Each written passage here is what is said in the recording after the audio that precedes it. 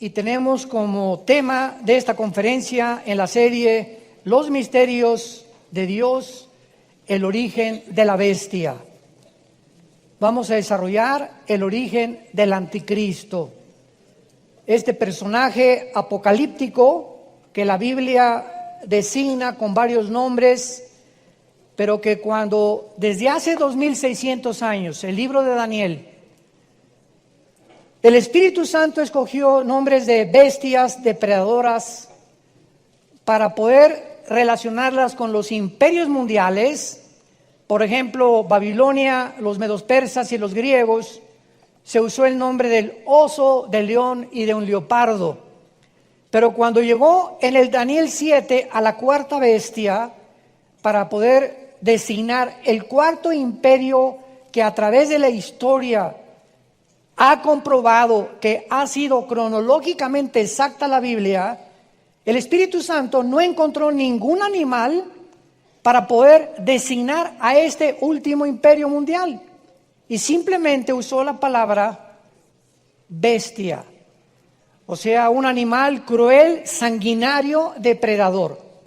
Es increíble que no haya habido ningún animal con el que se pueda comparar al anticristo, el próximo y futuro dictador mundial.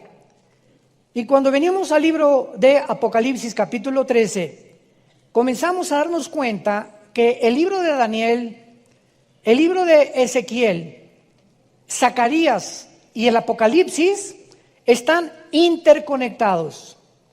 Dice el Salmo 119, 160, la suma de tu palabra es la verdad.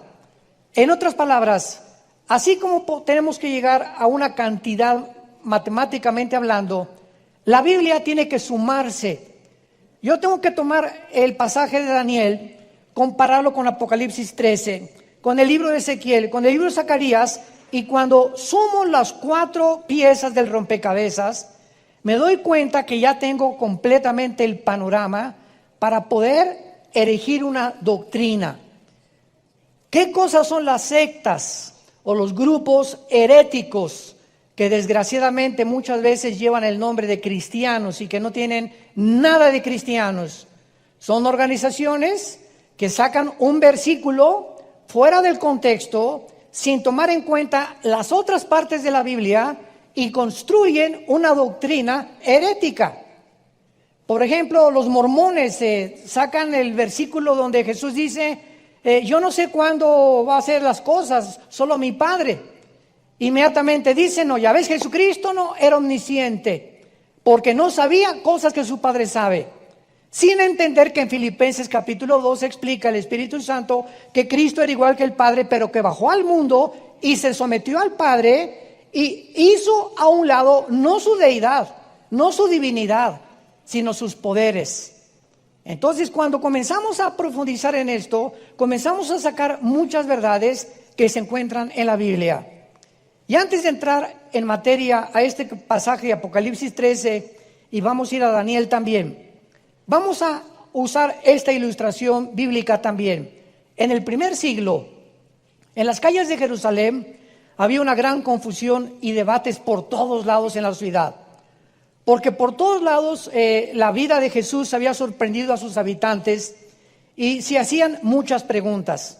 Por ejemplo, en Juan capítulo 7, versículo 40 al 43, decían, verdaderamente este es el profeta. Otros decían, fíjense la diferencia de opiniones, no, este es el Cristo. Otros decían, ¿de Galilea ha de venir el Cristo? ¿Qué no dice la Escritura que del libro del linaje de David y de la aldea de Belén, de donde era David, ha de venir el Cristo? Vemos nosotros que si realmente Jesús era el que era, estaban confundidos porque en el Antiguo Testamento se proyectaba al Mesías de muchas formas. Entonces, ¿cómo podría el Mesías venir de Galilea si Miqueas 5 decía que iban a nacer en Belén? ¿O qué no decían las Escrituras también que iban a nacer en Belén? Entonces, ¿cómo podían nacer tanto en Galilea como en Belén? Desde el principio, el asunto del origen del Mesías comenzó a ser investigado y debatido donde quiera que Jesús aparecía. El mismo rey Herodes, ¿se acuerdan? Cuando supo que los reyes magos venían del oriente de Babilonia buscando a dónde iban a ser el Mesías, hizo una comisión de investigadores para que fueran y checaran en las escrituras de la Torá dónde estaba escrito que nacería Jesucristo. Y le ofrecieron en Miqueas 5, versículo 2, que la Biblia dijo que iban a nacer en Belén.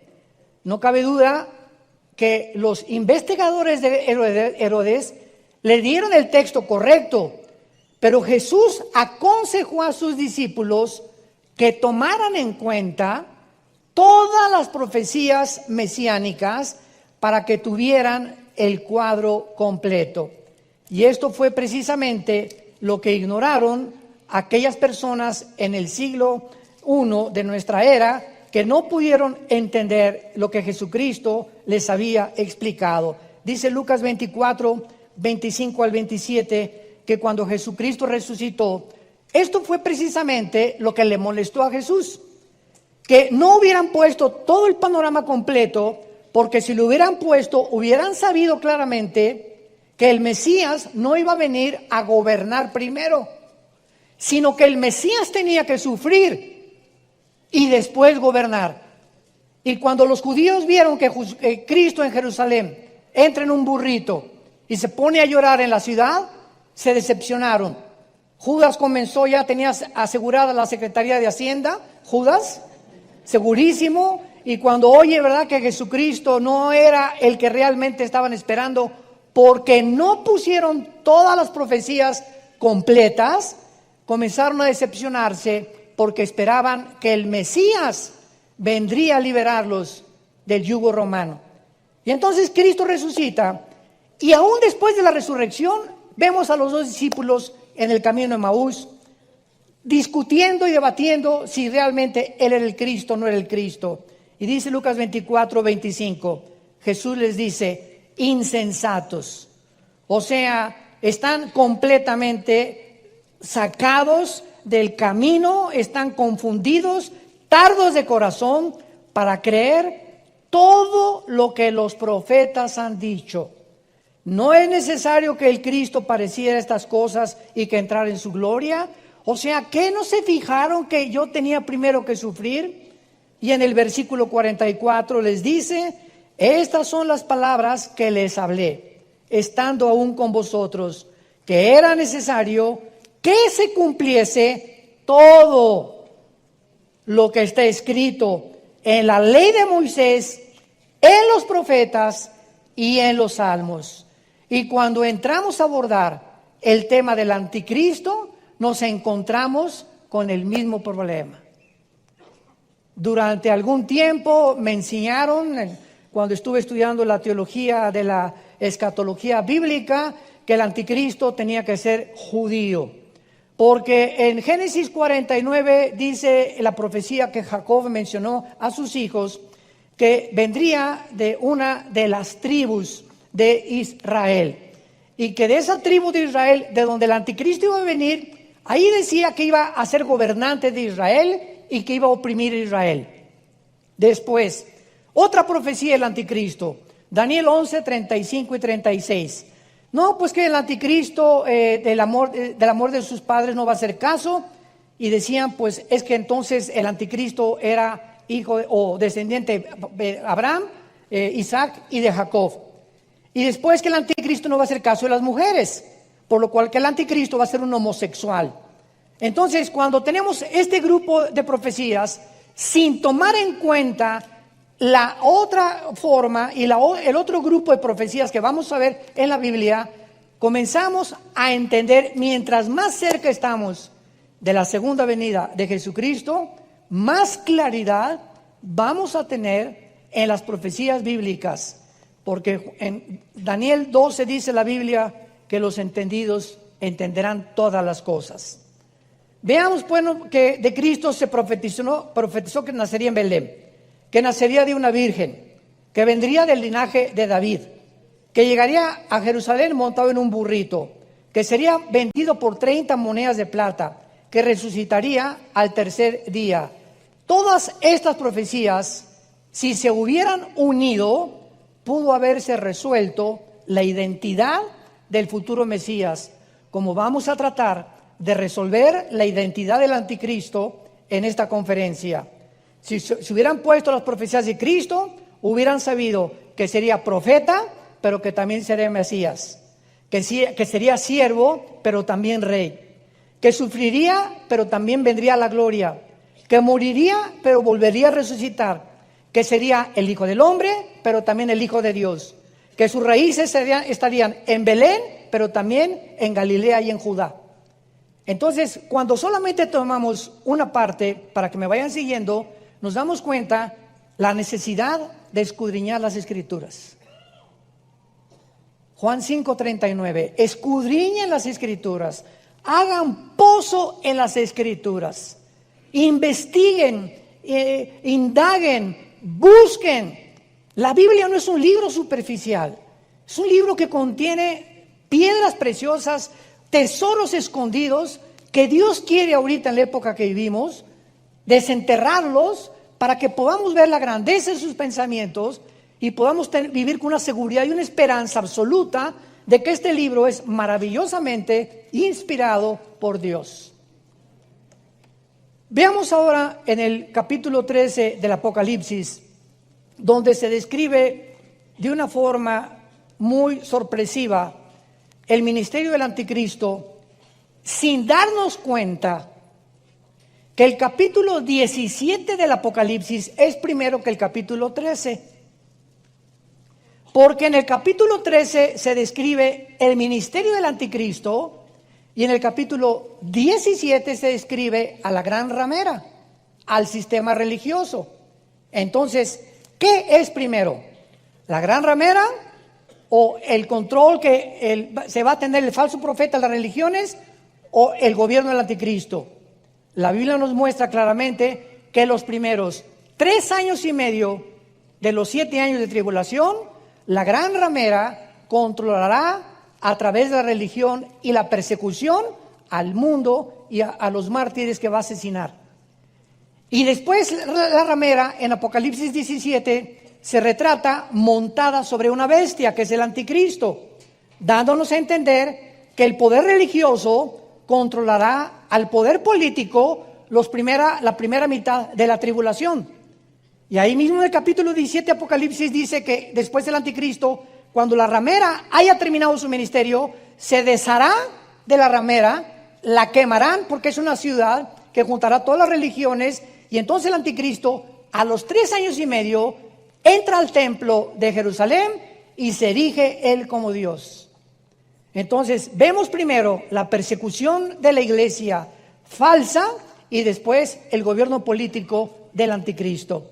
Pero el Espíritu Santo no nos puso cronológicamente el Apocalipsis. Nos pone primero el ministerio para que a nosotros nos es dado acomodar las piezas del rompecabezas. Eso es lo que Dios anhela de todos nosotros, que no solamente de una forma superficial leamos, sino que escudriñemos y comencemos a descubrir los secretos escondidos que Dios escondió y los misterios para que nosotros, con la diligencia del estudio, podamos descubrirlos. Dice el capítulo 13 de Apocalipsis, me paré sobre la arena del mar. Número 1, ¿dónde estaba Juan cuando escribió esto? Se encontraba en una isla exiliado por el gobierno romano que se llama Patmos, la isla, junto al mar Egeo, que es a un lado, ¿verdad? O el lado occidental de Grecia. Entonces, cuando dice Juan, me paré sobre la arena del mar, ¿en qué mar se encontraba Juan? En el mar Mediterráneo. Bueno, hasta ahí ya ubicamos geográficamente a Juan. Después de que sabemos que Juan estaba en el mar Mediterráneo, cuando recibe la visión del anticristo, dice así, vi subir del mar una bestia que tenía 7 cabezas, 10 cuernos, en sus cuernos 10 diademas y sobre sus cabezas un nombre blasfemo. Vean ustedes que cuando la Biblia dice, vi subir del mar una bestia, nos damos cuenta que la ubicación geográfica, primero, de donde el anticristo será, no será del río Bravo. ni tampoco del Océano Pacífico, ni tampoco de Londres, ni del río Danubio, ni del río Nilo.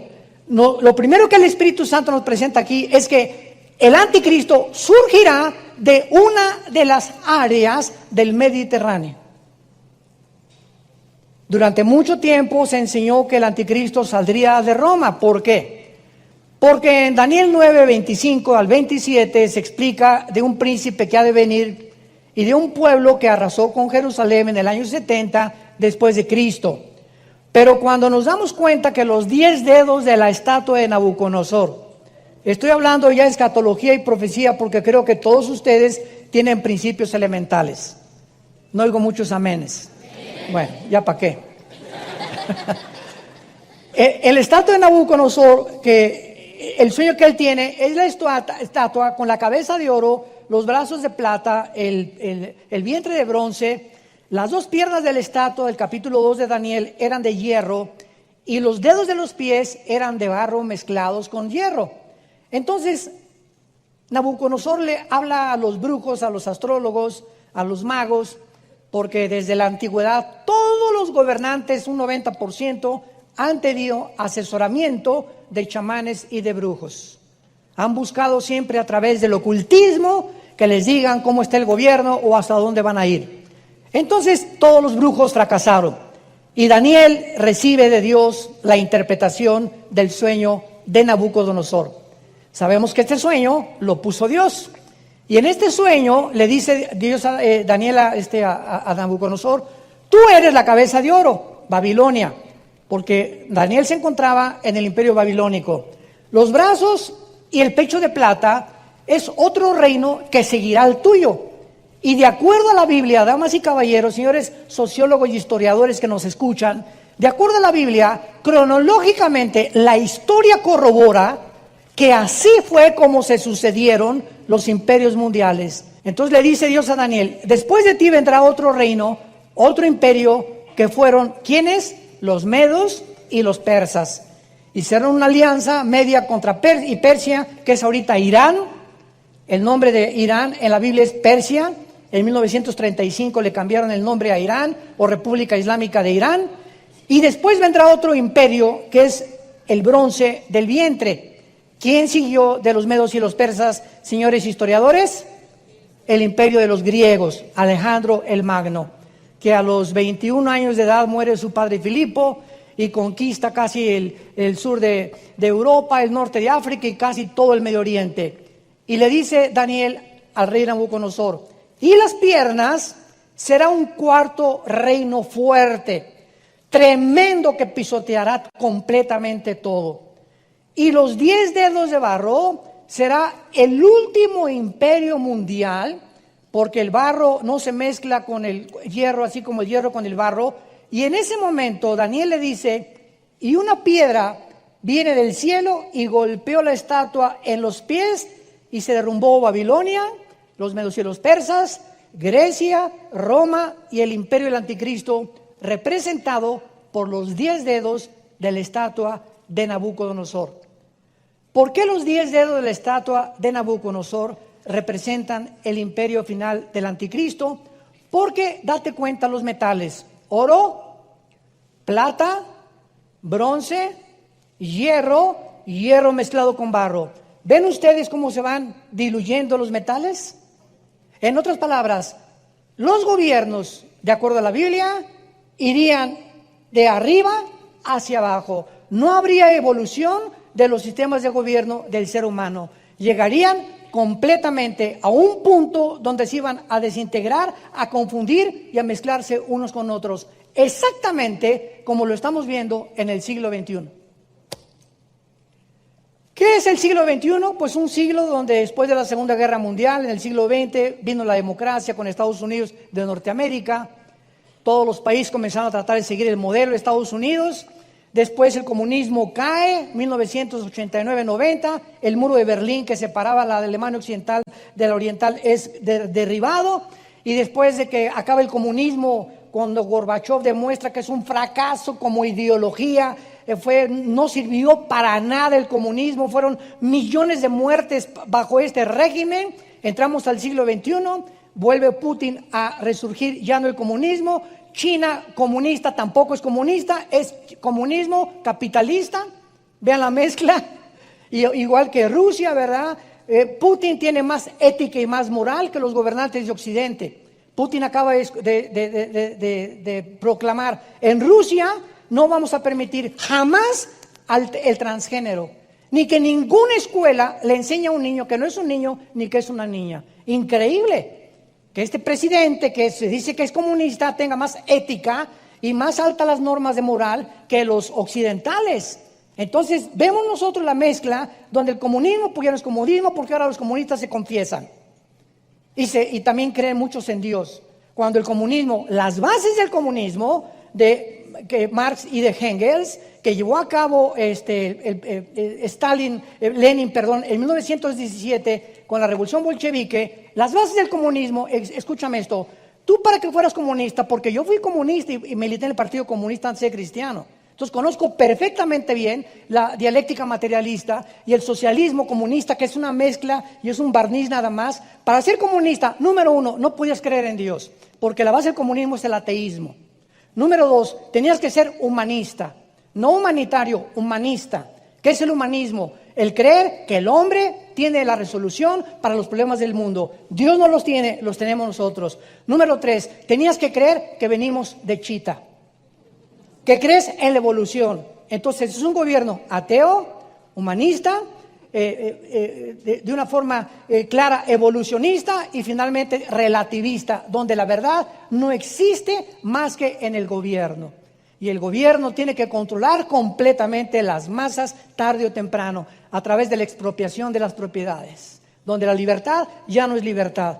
Entonces esto ya no existe, porque ahora nos damos cuenta que ya fracasaron. Ahora se mezcla comunismo con socialismo, con capitalismo, como en China, como en Rusia, etcétera, etcétera. Y ya no hay una ideología pura que pueda realmente decir: este ha funcionado.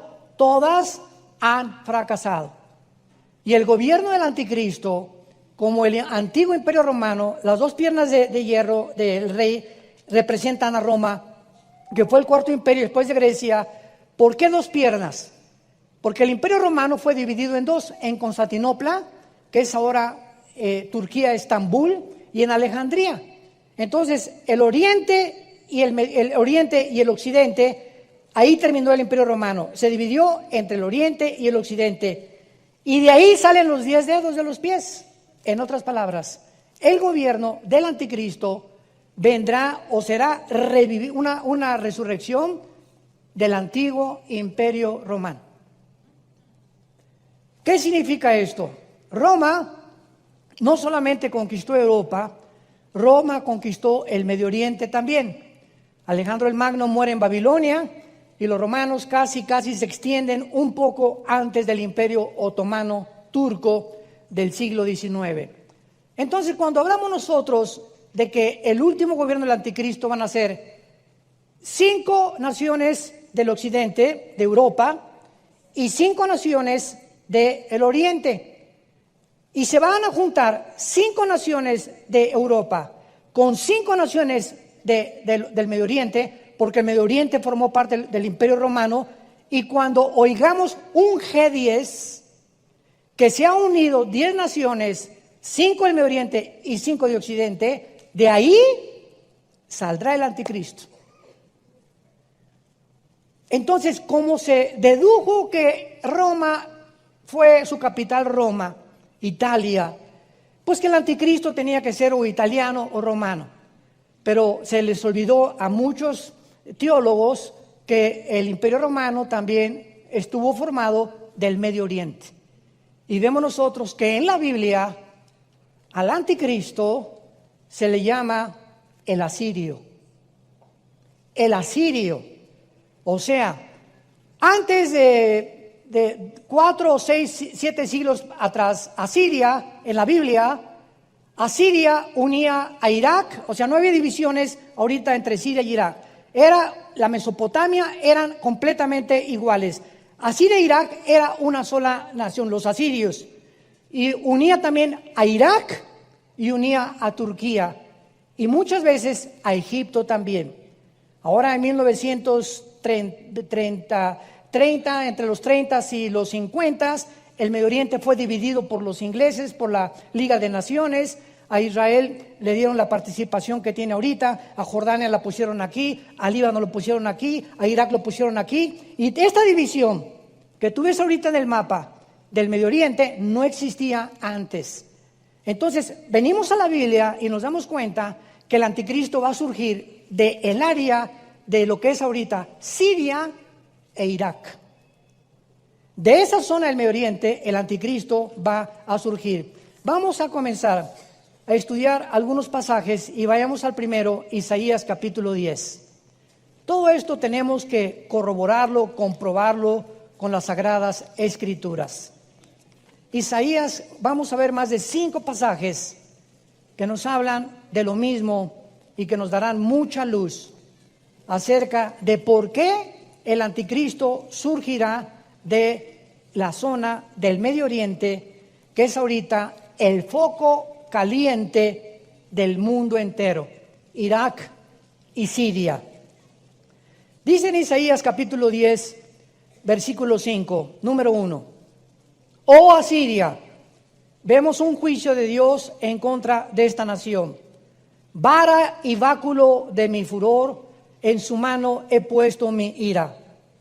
Le mandaré contra una nación pérfida, y sobre el pueblo de mi ira le enviaré, para que quite despojos, arrebate presa y lo ponga por hollado como lodo en las calles. Aunque él, está hablando del anticristo, lo vamos a comprobar, aunque él no lo pensará así, ni su corazón lo imaginará de esta manera, sino que su pensamiento será desarraigar y cortar naciones no pocas. Porque él dice, mis príncipes no son todos reyes. ¿Quiénes serán los príncipes del anticristo? Los 10 dedos de la estatua o los 10 cuernos que tiene el anticristo en Apocalipsis 13 y en Apocalipsis 17. Escúchame bien, ahorita que veamos que el anticristo será un ser humano con una personalidad que ya existió antes, el anticristo va a ser poseído por un principado satánico que existió antes, que va a salir del abismo, Apocalipsis 11, y va a entrar en el anticristo. Y cuando entre el anticristo será un instrumento completo de Satanás, y los 10 reyes, los 5 de Europa y los 5 del Medio Oriente, serán 10 príncipes satánicos. Porque lo semejante atrae a lo semejante. Él no puede controlar a reyes que estén en contra de él. Esto es a lo que se refiere, sus príncipes, y les menciona, no son reyes. Versículo 12, saquen un microscopio o una lupa. Pero vamos a ver que el contexto nos está hablando del final de los tiempos. Esto es importante al interpretar la Biblia. ¿En qué contexto de tiempo se está hablando de esta profecía? Dice así: acontecerá que cuando, después que el Señor haya acabado toda su obra en el monte de Sión y en Jerusalén, sabemos que no ha acabado, ¿verdad? Imposible. ¿Cuándo acabará esto? En la segunda venida de Cristo. Cuando Dios haya acabado, entonces castigará el fruto de la soberbia del corazón del italiano, del inglés, del que salió del clan de Pantla, del rey de Asiria y la gloria de la altivez de sus ojos. Aquí se está emitiendo un juicio contra Siria, pero al mismo tiempo se entiende que Dios lo va a usar como un instrumento de su juicio. Pero en el versículo 12 que acabamos de leer se nos revela claramente que hasta después, cuando venga la culminación de la historia, Dios va a castigar al rey de Asiria. Es claro que si Dios no ha terminado todavía, culminará con la segunda venida de Cristo, el rey de Asiria será castigado. ¿Quién es ese rey de Asiria? Que cuando venga Jesucristo lo va a destruir. Y según de Tesalonicenses 2 dice la Biblia, el apóstol Pablo, que se manifestará aquel inicuo con señales y milagros prodigios mentirosos, refiriéndose al anticristo, a quien el Señor destruirá con el resplandor de su venida. Y Apocalipsis 19 del 11 en adelante, y vi a un caballo blanco que venía del cielo, montado el verbo de Dios, a hacer justicia contra las naciones. ¿A quién viene a castigar? Al rey de Asiria. Y sabemos claramente, por lo que vamos a seguir leyendo, que entonces se está refiriendo al anticristo. Vayamos ahora a Isaías 14, versículo 25, donde se vuelve a emitir el mismo juicio otra vez. Y dice Isaías 14, 25, quebrantaré al asirio en mi tierra.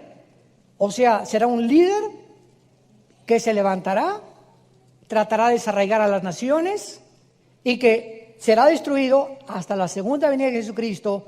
Pero no solamente eso, sino se nos dice la ubicación geográfica donde el anticristo va a ser destruido: en Jerusalén, en Israel, en la tierra de Dios. Y en mis montes lo hallaré. Su yugo será apartado de Dios y su carga será quitada de su hombro. Aquí se vuelve a emitir el mismo juicio. Dios castigará al asirio en Israel, por lo que en ese tiempo Israel descansará de su azote. Vayamos a Isaías 30, otro pasaje, Isaías 30, versículo 31 al 33. ¿Ya ven por qué tienen que traer su Biblia? ¿Ya ven? Isaías 30, del 31 al 33. Pongan mucho cuidado.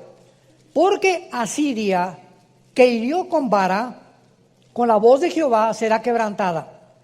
Y cada golpe de la vara justiciera que asiente Jehová sobre él, será con panderos, con arpas, y en batalla tumultuosa y peleará contra ellos. Porque Tofet, ¿saben ustedes qué es Tofet? Apúntalo en tu Biblia: el lago de fuego. Tofet es la palabra hebrea que se da en el Antiguo Testamento para el lago de fuego. Porque el lago de fuego, o el Tofet, ya de tiempo está dispuesto y preparado. ¿Para quién?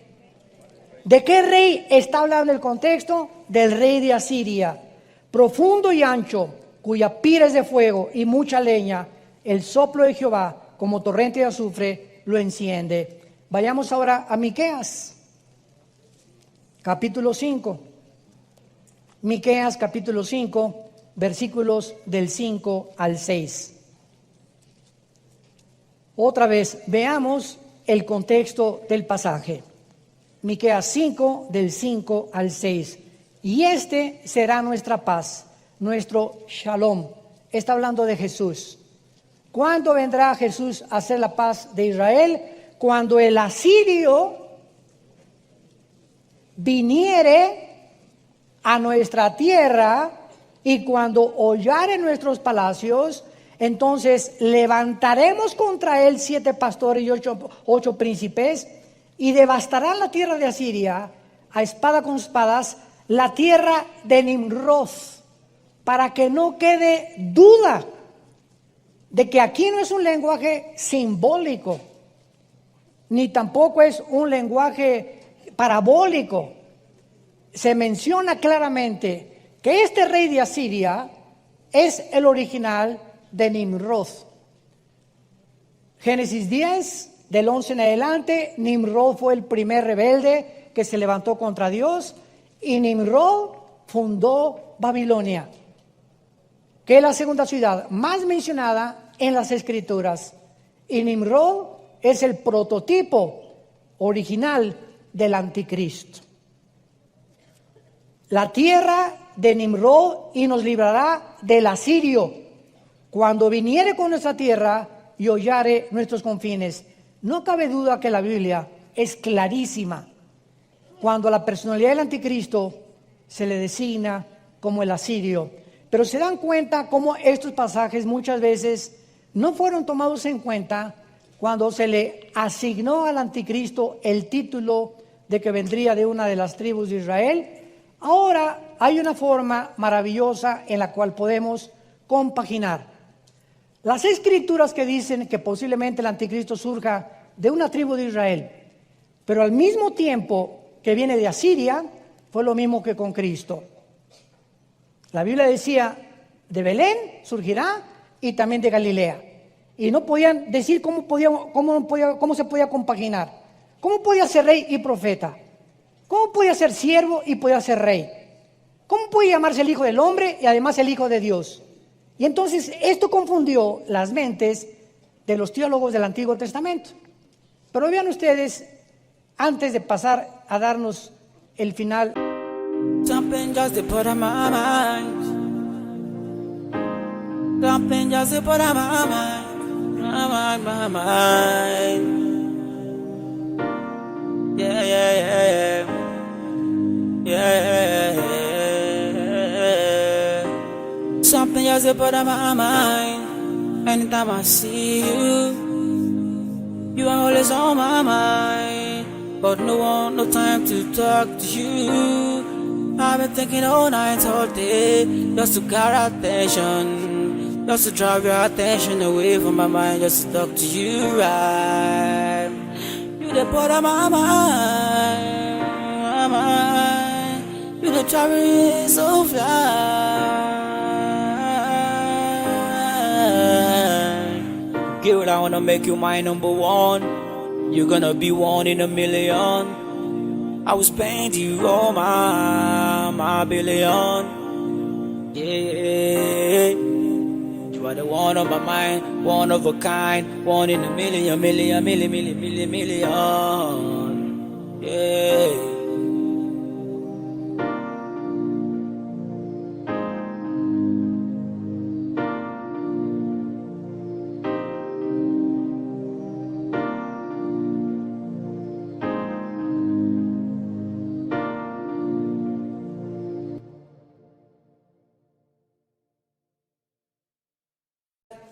Estocada en el libro de Ezequiel capítulo 31, hay una revelación maravillosa, escondida detrás de las páginas que Dios quiere escondernos y que nos quiere revelar.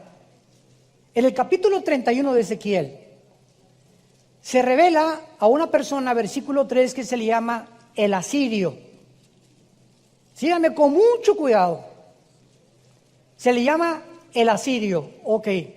A través de todo este capítulo se nos muestra que este hombre llamado el asirio estuvo en el jardín del Edén. Versículo 8. Los cedros, todo el pasaje está hablando del asirio, no lo cubrieron en el huerto de Dios. ¿Qué relación hay así el huerto de Dios? Las hayas no fueron semejantes a sus ramas. En el huerto de Dios fue semejante a él en su hermosura. ¿De qué manera el Espíritu Santo está ubicando al asirio en el huerto de Dios? Cuando sabemos que en el huerto de Dios estuvo Satanás. Versículo 9. Lo hice hermoso con la multitud de sus ramas. Aquí se le compara a un árbol que estuvo en el huerto del Edén y que se llama el asirio. Y todos los árboles del Edén que estaban en el huerto de Dios tuvieron de la envidia. ¿Quiénes son estos árboles que el Espíritu Santo está usando para poder relacionarlos con los ángeles caídos que se encontraron en el huerto del Edén con Satanás? O sea, si vamos a Génesis capítulo 3, encontramos el árbol de la vida, el árbol de la ciencia del bien y del mal y los árboles frutales. Y encontramos a Satanás como una serpiente. Pero la palabra Hashias, que se llama en el hebreo un ser luminoso, no era realmente como una serpiente. Esto es un simbolismo nada más. Entonces, Satanás estaba ahí en el huerto. Y si Satanás estaba en el huerto del Edén, no estaba solo.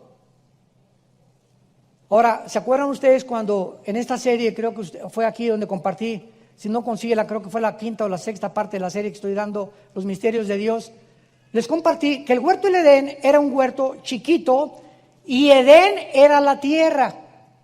Entonces, el Edén se le llamaba toda la locación geográfica que Dios escogió para que el hombre viviera, y dentro del Edén puso un huerto un jardín para Adán y para Eva, por lo que en el Edén estaban los ángeles caídos. No estaba solo Satanás en la tierra, y ya estaban caídos, ya existían antes que nosotros. ¿Por qué? Porque a Satanás, Juan 12:31, Juan capítulo 14, se le llama el príncipe de este mundo. ¿Cuándo fue relegado de rey a príncipe? En su caída. O sea, Satanás, antes de que Dios pusiera al ser humano en este mundo, ya él estaba en el planeta Tierra, donde desde aquí planeó el pinochetazo al cielo. El golpe de estado, el coup al cielo. Dice Isaías 14, 12 y 14, subiré sobre las nubes. Si subes, es que Satanás estaba abajo. Y pondré mi trono junto al rey y seré igual a Dios. Él estaba abajo del tercer cielo. Fue creado en el tercer cielo, pero fue arrojado al planeta Tierra para que aquí en todo el sistema, la Vía Láctea, que es de todos los planetas, te das cuenta que todos los planetas están como abollados por meteoros, y parece que hubo una catástrofe en nuestro sistema solar que los astrónomos no pueden explicar. Por eso hice este libro, La invasión de los ángeles caídos. Porque lo que los astrónomos, lo que los investigadores, sociólogos, antropólogos, etcétera, etcétera, quieren investigar a través de la ciencia, nunca van a llegar a penetrar el mundo espiritual escondido en las páginas de la Biblia. Y estas cosas, acuérdense ustedes que cuando Cristo contaba parábolas, agarró a los discípulos y se los trajo para acá y les dijo: la gente no entiende lo que estoy diciendo, pero a ustedes les es dado, Mateo 13, conocer los misterios del reino de Dios. Y a ti, y a ti, y a ti, y a ti, y a ti, y a ti, y a mí, Dios nos da el privilegio de revelarnos sus misterios en la palabra. Para que podamos enriquecer nuestra vida espiritual, no solamente para enriquecer el intelecto, sino para que con este conocimiento tengamos una comprensión más, una cosmovisión más grande de por qué el mundo está como está.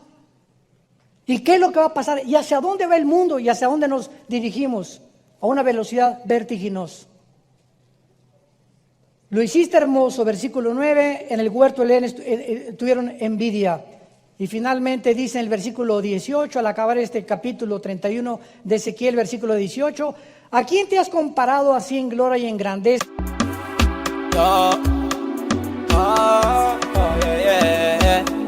Yeah, on a slow move, just take it low. 1, 2, 3, go. Shawty wanna go down, put me on key on the slow mode. Yeah, make you slow down, give me the vibe on the low down. I like the way you roll it, I like the way you rotate.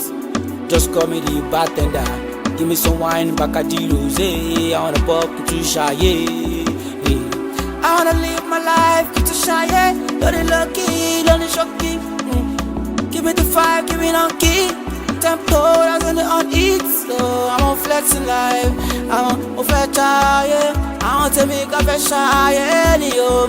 Over try, yeah. I want to make a shy, yeah, yo. Tonight, no time for darling. Put me in the club, no time for stopping. Everybody flex, no time for it. No be say we no bad, no be say we no tired, but we better than them, we are better than the baddest. See them now in the grace.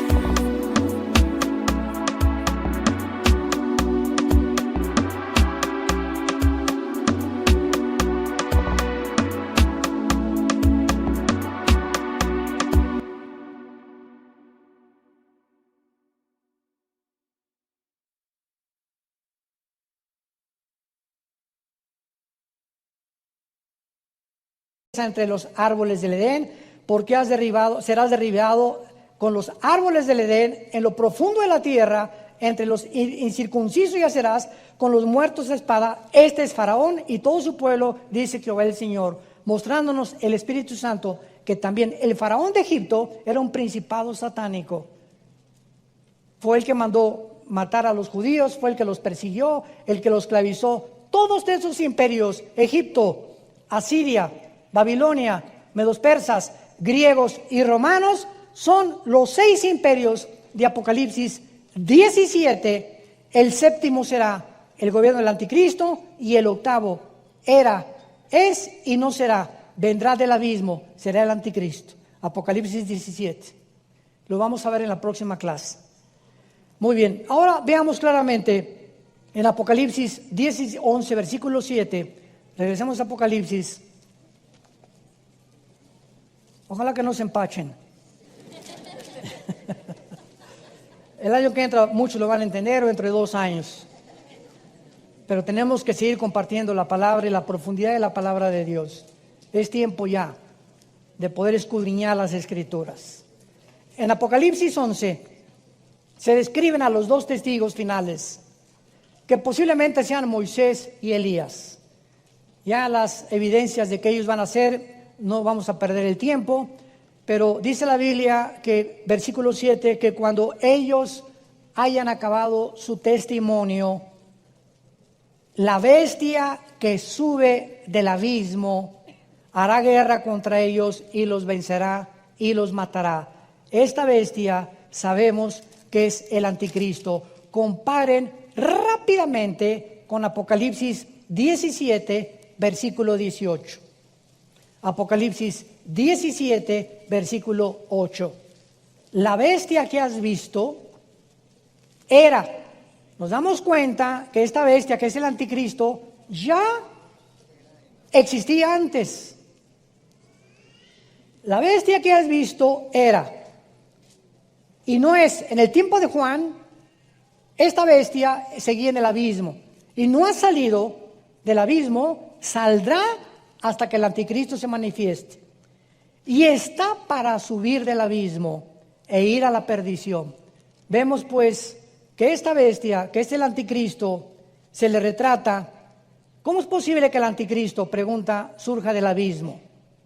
¿Acaso el anticristo estará involucrado con principados satánicos? ¿Que el espíritu del anticristo existió antes? Es otra pregunta que me han hecho muchos estudiantes. ¿Y el abismo? ¿Qué es el abismo? ¿Es un lugar físico, real, en el centro de la tierra, o es un lugar espiritual? No cabe duda que necesitamos encontrar todas estas respuestas en la Biblia, pero vamos a ver claramente que todas estas revelaciones acerca de la dimensión del mundo espiritual nos ayudan a comprender la naturaleza de la bestia y el anticristo, porque si no entendemos lo que Cristo hizo con los demonios, y si no entendemos que los demonios no son los ángeles caídos, son 2 entidades completamente diferentes. Los ángeles caídos no se meten en las personas, los demonios sí se meten en las personas, pero el principado satánico que existió antes, que posiblemente haya sido el de Alejandro el Magno o el de Asiria, va a entrar y salir al abismo y entrar al anticristo. O sea, el espíritu de la bestia surgirá del abismo para poseer a un hombre. Y este hombre, poseído por una entidad espiritual, surgirá como la bestia en su forma final. ¿Ya me siguieron? Para que entendamos claramente. Porque si el anticristo va a ser un hombre como tú y como yo, va a tener espíritu. Somos espíritu, alma y cuerpo. Pero nosotros los cristianos hemos descubierto que podemos tener 2 espíritus. ¿O no? ¿Cuántos espíritus tienes? Si eres cristiano tienes 2, tu espíritu y el Espíritu Santo. ¿Verdad? Tenemos 2 espíritus, lo dice Romanos capítulo 8. El Espíritu de Cristo está entre nosotros y aparte nuestro espíritu. Él entró a nuestro espíritu. Entonces nos damos cuenta que la dimensión espiritual, los espíritus pueden entrar a personas espirituales como tú y como yo y hacer una doble existencia o alterar la personalidad, que comienza la psicología por no entender que hay entidades espirituales que pueden poseer a los seres humanos. Le llaman esquizofrenia, sociopatía, paranoia, psicosis, etcétera, etcétera. Nombres clínicos para poder determinar que una persona tiene desórdenes múltiples de la personalidad. Y pues como los psicólogos y los psiquiatras, no quiero ofenderlos, pero simplemente no hay una medicina para un esquizofrénico, ni para un paranoico, ni para un psicótico, ni para un sociópata, más que chochos. Pastillas tranquilizantes, es todo. No se puede manejar a una persona clínicamente clasificada con problemas mentales más que con tranquilizantes o con químicos que puedan establecer un balance en su sistema nervioso.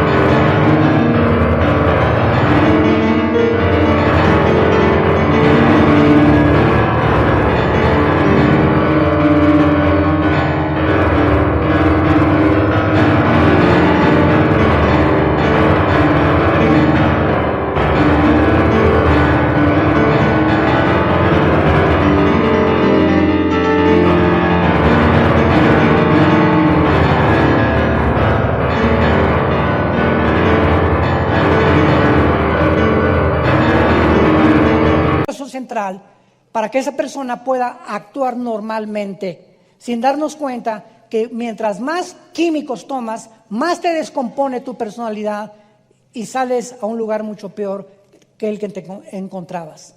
Porque la ciencia no puede dar la solución a la sangre de Jesucristo, que es la que nos limpia de toda situación del pasado y del presente si nos mantenemos una vida en santidad. Ahora es claro entonces que será un ser humano nacido de mujer, el anticristo, y también una espiritual entidad satánica. Y quiero ahora concluir para unir la forma como se manejó de que el anticristo era romano y que se refiere a Israel con el asirio. En el año 700 antes de Cristo, o sea, hace 2700 años, la tribu, acuérdense que Israel estaba dividido en la tribu del norte y la tribu del sur. La tribu del norte, Israel, fue llevada cautiva por los asirios. Otra vez surge el nombre de Asiria. Los asirios fueron los primeros que se llevaron a 10 tribus exiliadas al norte, a Siria, y hasta este momento, el siglo XXI, esas tribus desaparecieron en la historia. Y esas tribus de Israel se mezclaron con asirios y después con africanos. Hay etíopes judíos, hay mexicanos judíos, hay españoles judíos, en fin, los judíos están repartidos en el mundo entero.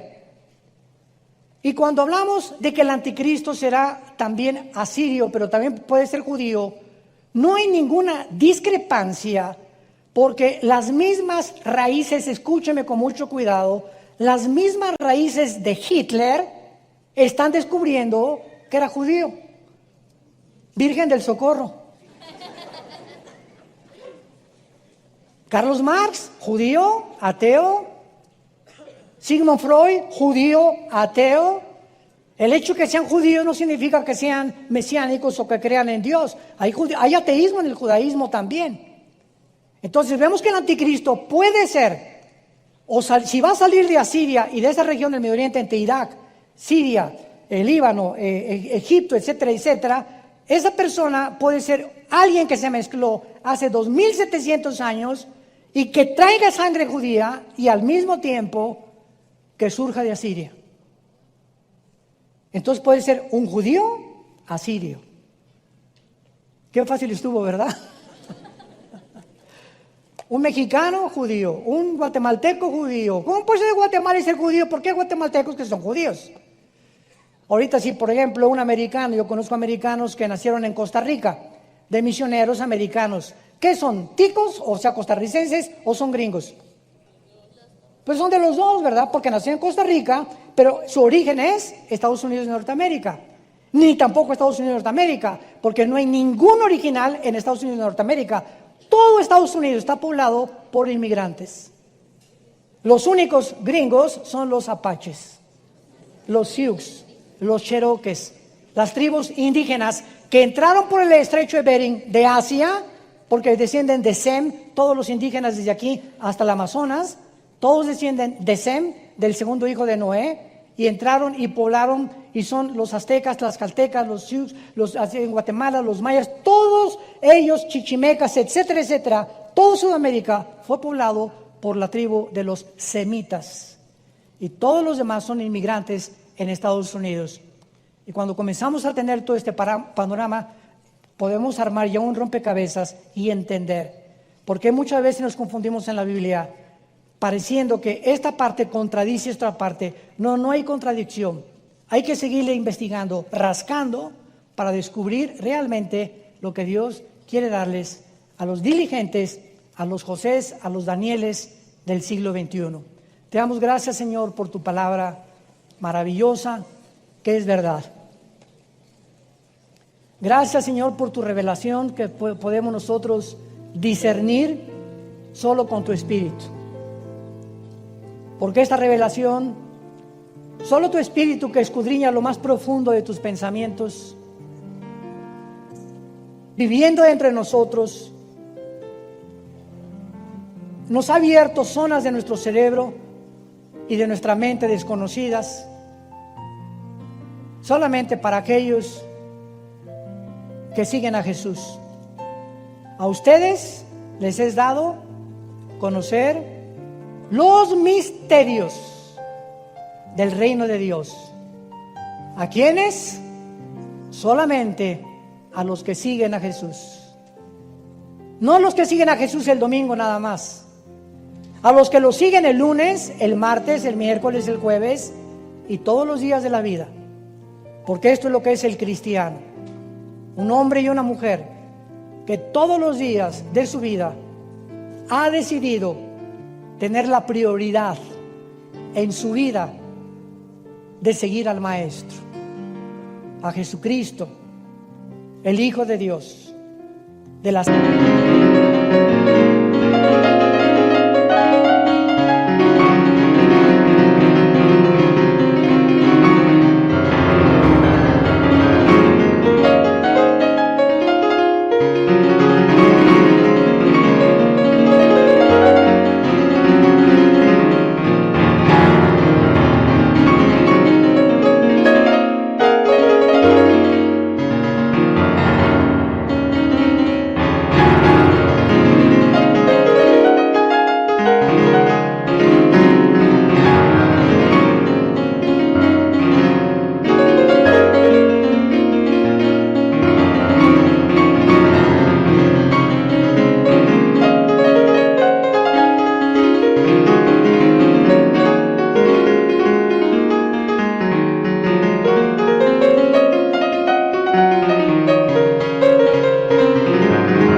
sempiterna que nos lavó de nuestros pecados y nos hizo reyes y sacerdotes para Dios su Padre.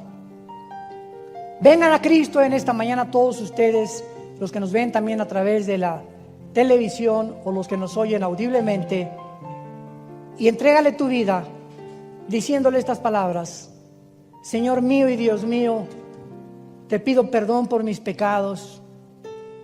Reconozco que estoy en una vida de confusión. Cientos de pensamientos pululan en mi mente. Ahora sé que solo Jesucristo, tu Hijo, entrando a mi vida, va a poderme dar esa paz. Porque sin esa paz no podemos entender a Dios. Creo que en la cruz murió en mi lugar, con su sangre pagó por mis pecados, y que a los 3 días resucitó de los muertos. Gracias, Jesús, por tan grande salvación, y porque todo esto lo has hecho simplemente por tu gracia. En el nombre de Jesús. Amén.